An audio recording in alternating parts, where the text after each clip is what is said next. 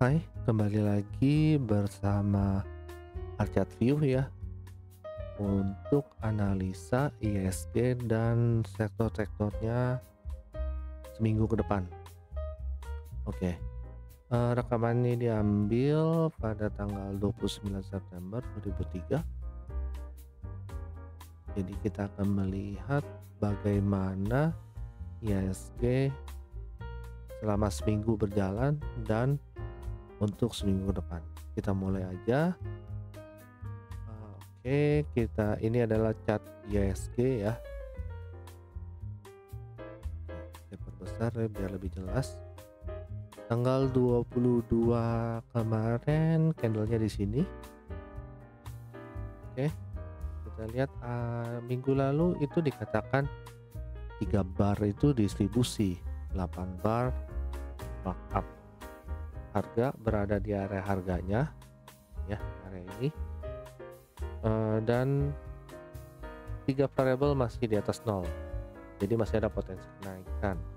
Tapi berdasarkan barisan candlenya mengindikasikan akan ada koreksi, dan koreksi diperkirakan maksimal sampai 6.920-an, dan waktunya yang ditemukan waktu itu tanggal 2 Oktober 2003 untuk maksimal penurunan ya, sebelum nanti akan ditutup siklusnya di 11 Oktober 2023. Yang terjadi adalah benar koreksi terjadi ya di hari Selasanya, dan closingnya benar masih di harga 6920-an, memantul balik yang disertai adanya hidden bullish divergence.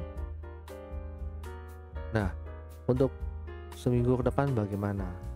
Oke, seminggu ke depan kita lihat 3 bar markup, 8 bar distribusi, 3 variabel masih di atas 0 ya, jadi masih ada potensi kenaikan.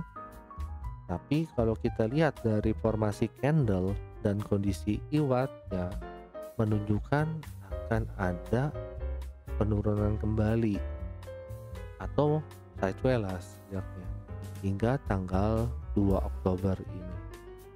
Kalau emang terjadi penurunan, diprediksi maksimal itu di area harga yang kecil nih 6890-an ya, atau 6.900 lah kurang lebih di sini ya. Karena kalau tembus turunnya di bawah area harga ini agak berat untuk ISG untuk kenaikan kembalinya. Nah, supaya lebih jelas seperti biasa kita akan melihat dari sektor-sektornya. Nah, untuk melihat sektor-sektornya sebelumnya saya ingatkan kembali, kalau bagi teman-teman yang mau melihat video yang minggu sebelum ya, nanti akan saya tambahkan linknya di kanan atas ya. Kita mulai sektor-sektornya. Pertama adalah sektor consumer cyclicals. Candle tanggal 22 di sini minggu lalu dikatakan 3 bar akum, 8 bar markdown. Terbaca mulai ada proses akumulasi, dan menariknya akumulasinya terjadi di area harga ini ya. Selanjutnya akumulasinya akan berlanjut hingga ada indikasi dari iwat yang pasti bar sudah di atas kedua garis, dan garis pelopor juga golden cross terhadap garis kunci. Nah, selanjutnya yang terjadi adalah harga terjadi penurunan, tapi 3 variabel iwat belum ada yang melewati garis 0, dan harga walaupun turun kembali lagi ke area harganya ini lagi. Jadi masih bisa katakan setway-nya masih ada, masih berlanjut, akumnya masih berlanjut. Minggu depan bagaimana? Kita lihat di sini 3 bar akum, 8 bar akum, 3 variabel masih di bawah 0. Formasi candle dan iwat terlihat mendukung akan adanya kenaikan, tapi yang penting adalah harus bisa break area harga ini nih, break over ya, break atas area settingnya. Jadi kita masih memerlukan 1-2 candle berikutnya untuk melihat arah yang lebih jelas. Itu untuk consumer cyclical. Sekarang sektor IDX Health ya. IDX Health tanggal 22. Nah ini dia. Nah dikatakan minggu lalu itu 3 bar akum, 8 bar markdown. Mayoritas indikasi di IWAT masih merah. Gambar resistance candle juga mengindikasikan adanya DCB. Jadi minggu depan besar kemungkinan akan kembali turun. Area harga pantulan sebelumnya akan menjadi terminal pertama, dan selanjutnya tinggal dilihat apakah bisa bertahan kembali di sana atau akan melanjutkan ke area harga yang lebih bawahnya. Yang terjadi adalah benar ya, dari sini DCB kemudian turun dan sampai ke area harganya, tidak sampai ke area harga yang lebih bawah lagi. Nah closingnya tepat di batas bawah dari harga pemantulan. Nah tepat di area harga bawahnya ya pemantulannya terjadi itu. Minggu depan bagaimana? 3 bar markdown, 8 bar akum ya. 3 variabel masih di bawah 0. Hampir semua indikasi IWAT menyatakan akan kembali terjadi penurunan. Jadi untuk minggu depan besar kemungkinan akan kembali terjadi penurunan. Untuk area harganya sudah ada gambarnya ya, kita sini. Next kita ke sektor teknologi ya, teknologi candle 22 di sini. Minggu lalu dikatakan 3 bar dan 8 bar akum. Waktu itu ada bullish divergence di candle hari Kamis minggu lalu ya. Proses akum akan berlanjut, tapi dari IWAT ada indikasi awal kalau proses akum bisa saja dipercepat. Untuk memastikan kita butuh 1-2 candle berikutnya, dan ternyata 1-2 candle berikutnya adalah gap up diturunin, gap up diturunin kembali. Jadi ternyata proses akumnya masih berlanjut, harga masih belum kemana-mana dari area harganya di sini ya. Nah minggu depan adalah 3 bar dan 8 bar akumulasi. 3 variabel masih di bawah 0, tapi IWAT menunjukkan akumulasi sudah mau usai ya. Jadi ini salah satu sektor yang menarik di saat nanti tekanan yang ada di ISG. Kita lihat ya minggu depan bagaimana, tapi ini sudah cukup menarik. Next adalah sektor consumer non cyclical ya, tanggal 22. Nah ini dia. Minggu lalu adalah 3 bar dan 8 bar markup, good sign ya. Hampir semua indikasi dari IWAT menunjukkan proses akum yang bagus. Minggu depan proses ini akan berlanjut, tapi harus diingat harga saat ini ada di area harga kecil. Koreksi 1-2 candle akan sangat wajar sebelum menunjukkan markupnya. Yang terjadi adalah kenaikan yang berlanjut ya, dan memantul di harga yang di sini. Diikuti sebelumnya ada bearish divergence, harga turun ya. Oke, dan akhirnya ditutup dengan candle hijau dengan wick bawah panjang, di mana harga high-nya masih di area harga yang sama ya. Tapi ini wick bawah ada menunjukkan optimisme lah kalau ada pendorongan kenaikan kembali. Nah kita lihat untuk minggu depan 3 bar distribusi, 8 bar markup. 3 variabel masih di atas 0. Barisan candle dan IWAT memberikan indikasi kenaikan akan berlanjut. Tapi harus diingat sudah beberapa kali nih area harga ini belum berhasil ditembus atas ya. Jadi ada kemungkinan akan bisa memantul kembali di area harga ini. Nah, untuk memastikan kita lihat nanti 1-2 candle di minggu depan. Next adalah sektor finansial. Nah, minggu lalu dikatakan 3 bar markdown dan 8 bar akum.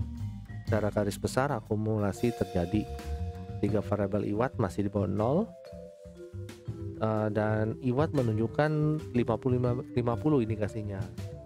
Jadi ada netral lah, ada kebimbangan ya. Tapi kalau lihat deformasi candlenya, ini ada good sign-nya lah. Akumnya terlihat kuat. Tinggal tunggu waktunya semua variabel IWAT naik di atas 0. Yang terjadi adalah harga kembali turun, variabel IWAT sampai candle penutupan, baru barnya saja yang naik di atas 0 gitu ya. Tapi untuk harganya maupun terjadi penurunan sudah kembali ke area harga yang sebelumnya di sini ya. Nah, minggu depan gimana? 3 dan 8 bar markup ya. Barnya sudah di atas 0, 2 garis belum. Tapi akumulasi ini terlihat akan segera berubah menjadi markup. Jadi kita tunggu nih, kedua garis sedikit lagi melewati garis 0 dan harga akan terdorong ke atas. Next adalah sektor basic material. Tanggal 22 candle di sini. Nah, oke. Minggu lalu dikatakan 3 dan 8 bar distribusi. Tapi variabel IWAT masih di atas 0. Jadi masih ada potensi kenaikan. Dari indikasi IWAT berikan ada tanda mulai proses distribusi, walaupun belum masif, tapi sudah akan dimulai. Butuh 1-2 candle berikutnya untuk memastikan arahnya. Jadi tetap waspada untuk emiten-emiten yang ada di dalam sektor ini. Nah, yang terjadi adalah benar ada kenaikan sedikit, tapi distribusi benar-benar terjadi dan sesuai yang dikatakan tidak terlalu masif. Sempat ada dorongan dari hidden bullish divergence, tapi kenaikannya nggak seberapa dan kembali turun. Minggu depan bagaimana? 3 dan 8 bar distribusi. 3 variabel walaupun masih di atas 0, ya setidaknya masih ada potensi kenaikan ya. Tapi formasi candle dan IWAT memberikan indikasi akan melanjutkan penurunan. Jadi distribusi ini akan berlanjut. Oke ya. Next adalah sektor infrastruktur. Nah, infrastruktur ini menarik ini. Minggu lalu dikatakan kalau ada inflow kuat dana besar masuk ke sektor ini secara real ya, secara real masuk ke sektor ini. 3 bar waktu itu markup dan tapi 8 barnya sudah mulai distribusi itu. Nah, yang terjadi apa? Yang terjadi malah outflow dananya terjadi malah di sahamnya. Di realnya ada inflow dana, tapi di emitennya outflow. Nah, tertahan di area harga sini dan ada hidden bullish divergence sehingga terjadi kenaikan gitu ya. Jadi kalau analisa minggu lalu dikatakan ini bagus, ternyata itu analisanya gagal. Ternyata terjadi penurunan secara emitennya. Analisa menggunakan data real bisnisnya itu ternyata tidak terpengaruh, malah terjadi outflow dana, tertahan di area harga sini. Minggu depan bagaimana? 3 bar markup, 8 bar distribusi. Jadi ini kondisinya sama nih kayak minggu lalu, 3 bar markup, 8 bar distribusi ya. 3 variabel masih di atas 0, masih ada potensi kenaikan. Tapi harga saat ini ada di area harga yang ini ya, yang sebelumnya terjadi pemantulan di sini. Ini di pemantulan masih sekitar sini saja. Minggu depan penurunan kemungkinan besar akan terjadi, tapi pemantulannya kemungkinan di area harga ini 897-an. Kalau bisa memantau sini, maka potensi kenaikan akan berlanjut. Tapi kalau tertembus agak berat untuk potensi kenaikan. Ada kemungkinan malah terus turun. Ini area horizontалnya ada di 897-an sini. Ya. Next adalah sektor transportasi. Candle 22 di sini. Minggu lalu itu 3 dan 8 bar markup. Hampir semua indikasi IWAT positif. Minggu depan akan ada sideways sedikit di harga saat ini, tapi besar kemungkinan akan didorong terus naik. Ini sektor menarik. Yang terjadi gimana? Yang terjadi benar ya, ada sideways sedikit, kemudian didorong naik sehingga closing candle terakhir ini membentuk high yang lebih tinggi dari closing candle minggu lalu, high minggu lalu ya. Nah, untuk minggu depan bagaimana? 3 bar markup, 8 bar markup. Garis kunci saja yang masih di bawah 0, bar sama garis hitamnya sudah ya, garis pelopornya udah di atas 0. Formasi candlenya bagus dan IWAT-nya digabung akan mengindikasikan ini akan terus didorong naik. Area pertama yang akan dikejar adalah di sekitar ini 1890-an. Untuk kenaikannya di sekitar harga 1890-an nominal pertamanya. Itu untuk transportasi. Selanjutnya adalah sektor properti. Sama ini ya, properti seperti sektor infrastruktur. 3 bar akum seperti itu ya di sini ya. 3 bar akum, 8 bar markdown. Proses akum berlangsung dan kuat, terindikasi inflow terjadi di sektor realnya ya. Itu. Jadi good sign lah kalau waktu itu dikatakan. Yang perlu diwaspadai hanya semua variabel IWAT masih di bawah 0. Dan yang terjadi adalah ya betul, analisanya gagal. Kenaikannya tidak terjadi. Harga sempat terkoreksi hingga ke area harga bawahnya. Meskipun saat ini area harganya kembali naik di sekitar sini ya. Untuk minggu depan bagaimana? 3 bar akumulasi, 8 bar akumulasi. Semua variabel masih di bawah 0. Tapi dibandingkan sektor infrastruktur yang tadi, sektor properti ini lebih memberikan indikasi potensi kenaikan. Jadi tapi setidaknya kita perlu 1-2 candle lah berikutnya untuk melihat arahnya. Tapi potensi kenaikan sudah mulai terlihat. Ya, kita lihat minggu depan. Walaupun kemungkinan di area harga ini ada sedikit koreksi kecil, baru berlanjut naik. Next adalah sektor industri.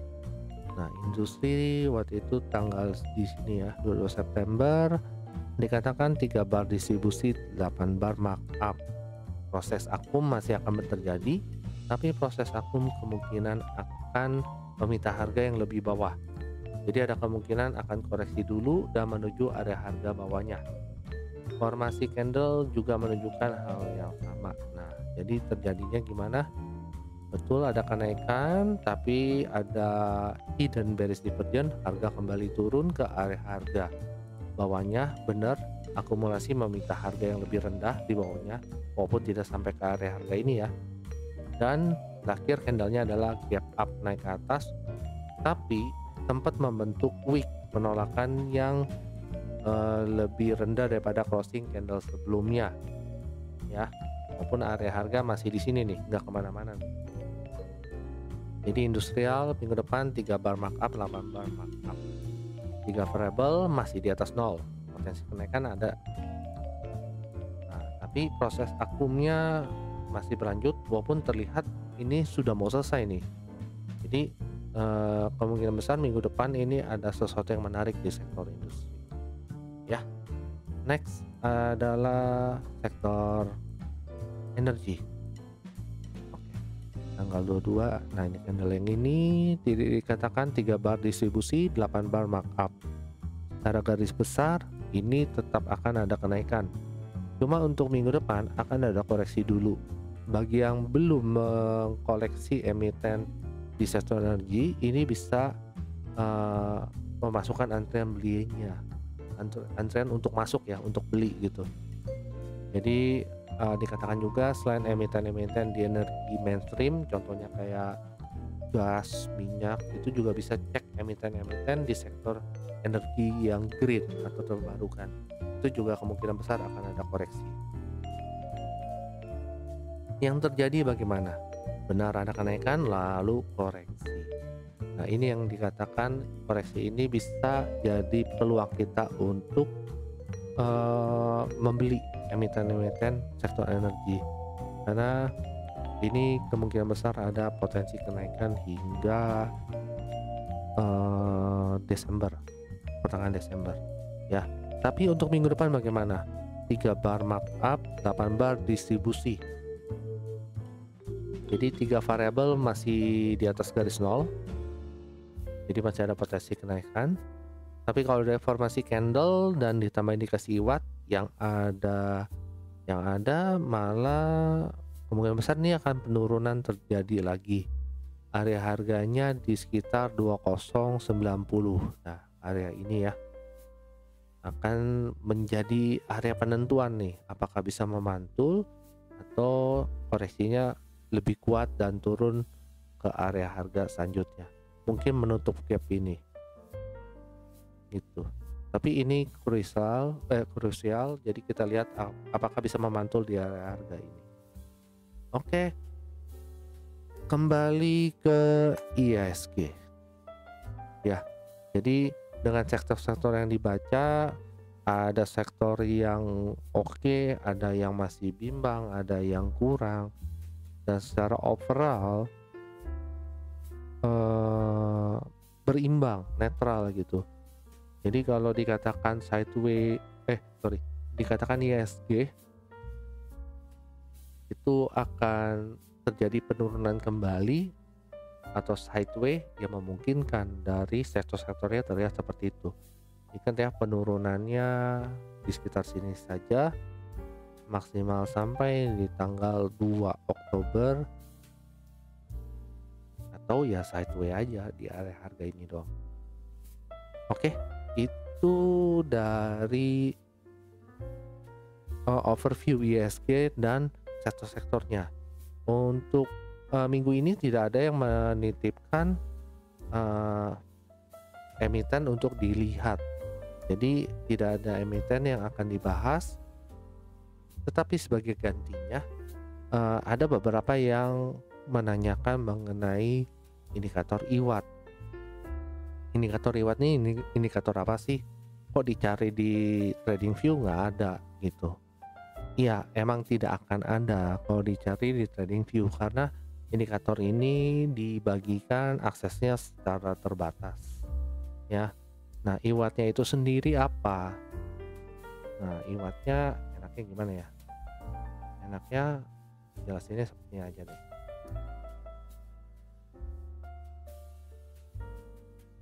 Nah, jadi terlihat ya. Nah, ini sebenarnya IWAT itu udah ada bukunya. Jadi buku IWAT ini penjelasannya lebih lengkap mengenai indikator IWAT itu sendiri, bagaimana terbentuknya, dan semuanya itu ada di buku IWAT. Dan ini sudah terdaftar, ada ISBN-nya gitu ya. Nah, tapi untuk memberikan penjelasannya ini hanya sepotong-sepotong aja ya dari yang diambil dari buku IWAT. Nah, akumulasi distribusi adalah menjadi landasannya, makanya bernama Irwan Williams akumulasi distribusi. Akumulasi distribusi ini dikenal luas sebagai apa ya? Kalau sekarang itu lebih dikenal bandarmologi. Jadi kita katanya ngikutin pergerakan bandar. Sedangkan pada awalnya itu diperkenalkan oleh Wyckoff. Ya, Wyckoff jadi emang sudah dari dulu mengajarkan kepada publik umum bagaimana cara kerja pemilik modal besar mengendalikan harga, atau kita kenal dengan nama smart money lah. Itu dia mendirikan sekolah, berkembang hingga sekarang. Sekolahnya namanya Stock Market Institute. Materi ajarnya yang terutama masih sama dari dulu sampai sekarang. Intinya bagaimana kita melakukan trading yang seirama dengan pergerakan smart money, ya, dengan cara mengidentifikasi akumulasi dan distribusi dalam skala besar yang dilakukan oleh smart money. Jadi intinya kita harus mendeteksi pergerakan smart money saat melakukan akumulasi distribusi. Makanya dikenal lah metode yang disebut akumulasi distribusi, atau saat ini orang lebih kenal dengan sebutan bandarmologi. Nah, cuma perbedaannya adalah Wyckoff mengetahui akumulasi distribusinya itu hanya dengan melihat pergerakan harga dan volume harian, bukan mengecek bandarmologi seperti saat ini dikatakan banyak orang. Jadi kita ngecek kode broker ini seberapa besar, ini menandakan siapa yang lagi akum, atau broker ini lebih ada milik asing, yang ini lokal. Nggak seperti itu. Jadi Wyckoff hanya melihat harga dan volume, dianalisa menjadi kesimpulan akumulasi distribusi. Nah, jadi kurang lebih ada tiga pergerakan yang waktu itu dikatakan 4 pergerakan. Jadi ada akumulasi, ada distribusi, tapi di keduanya yang ditambahkan ada markup, ada markdown. Nah, itu yang digunakan oleh banyak pengembang ilmu untuk menganalisa akumulasi distribusi. Salah satunya yang terkenal itu adalah yang bernama Larry William, yang membentuk indikator Larry William akumulasi distribusi. Gitu ya. Indikatornya sampai sekarang pun masih banyak yang menggunakan. Salah satu yang terkenal juga ada William persen R, walaupun nggak dibuka untuk publik ya. Tapi indikator-indikatornya banyak yang sekarang digunakan, dan banyak yang disembunyikan hanya bisa digunakan di trade sessionnya dari William. Jadi konsep awalnya itu sih sama sih. Nah, IWAT itu apakah sama dengan LWAT atau Larry William akumulasi distribusi? Tidak. IWAT itu jauh berbeda cara perhitungannya. Walaupun konsepnya sama, menggunakan konsep Wyckoff, tapi perhitungannya jauh berbeda. Ya. Nah, kalau Wyckoff kan dulu seperti ini nih. Contoh, ini ada candle seperti ini, dia hanya melihat volume dan area harga. Area harganya dicari yang sideway. Nah, ini sideway kan. Nah, di saat harga breakout, retrace. Di sini breakout lagi, retrace lagi. Nah, di sini udah lewatin area harga yang bawah sini dengan volume yang sangat tinggi nih. Nah, ini baru banyak yang dibilang ayo kita buy.